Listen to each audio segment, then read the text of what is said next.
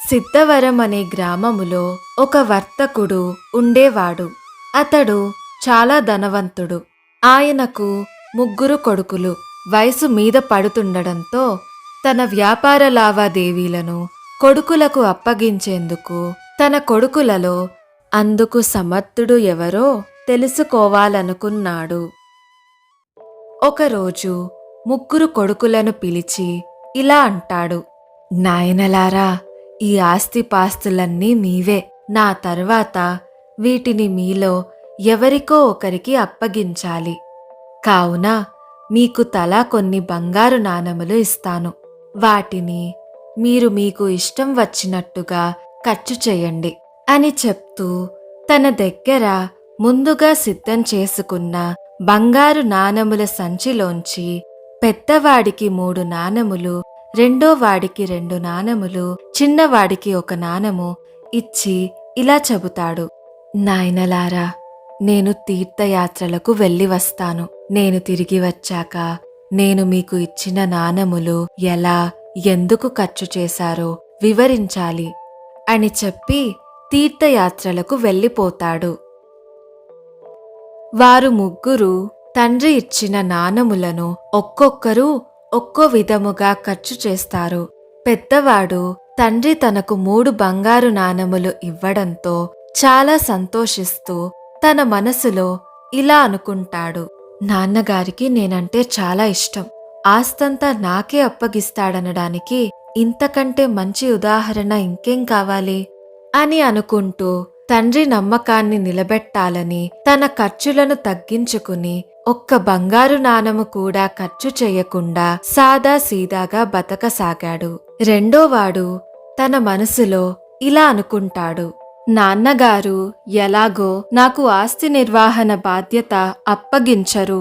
బంగారు నాణెములు పంచడంలోనే ఆయన ఉద్దేశం అర్థమైంది. ఇక వేరే ఆలోచన ఎందుకు? నా వంతుకు ఏం వస్తే అది తీసుకుని సంతోషంగా ఉండాలి అని అనుకుని తన దగ్గరున్న బంగారు నాణెములను అవసరాలకు ఖర్చు చేయసాగాడు. ఇక మూడోవాడు అన్నయ్యలిద్దరికంటే భిన్నమైనవాడు, తెలివైనవాడు. తనకు ఇచ్చిన ఒక్క నాణెముతో ఏమి చేయగలవచ్చో అని ఆలోచించుకుంటూ తన మనసులో ఇలా అనుకుంటాడు, చిన్నవాడిని కాబట్టి నాకెప్పుడూ తక్కువ భాగమే వస్తుంది. ఈ ఒక్క నాణెముతో ఏమి చేయగలవచ్చో అది చేసి చూపించి నాన్నగారి మెప్పును పొందాలి అని అనుకుంటాడు. కొద్ది రోజులు గడిచాక 6 నెలల తర్వాత తండ్రి తీర్థయాత్రల నుండి తిరిగి వచ్చాడు. కొడుకులను పిలిచి తాను ఇచ్చిన బంగారు నాణెములను ఏ విధంగా ఖర్చు చేశారో చెప్పమని అడుగుతాడు. తండ్రి అడిగిన ప్రశ్నకు పెద్దవాడు ఇలా చెబుతాడు, నాన్నగారు, నేను ఒక్క నాణెమును కూడా ఖర్చు చేయలేదు. నా అవసరాలు తగ్గించుకుని మీరిచ్చిన బంగారు నాణెములను జాగ్రత్తగా కాపాడుకుంటూ వచ్చాను అని చెబుతాడు గర్వంగా.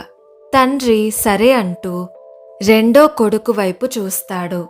రెండో కొడుకు ఇలా చెబుతాడు, నాన్నగారు, నేను ఒక్క నాణెమును కూడా మిగల్చకుండా అన్నీ ఖర్చు చేసేశాను అని చెప్తాడు.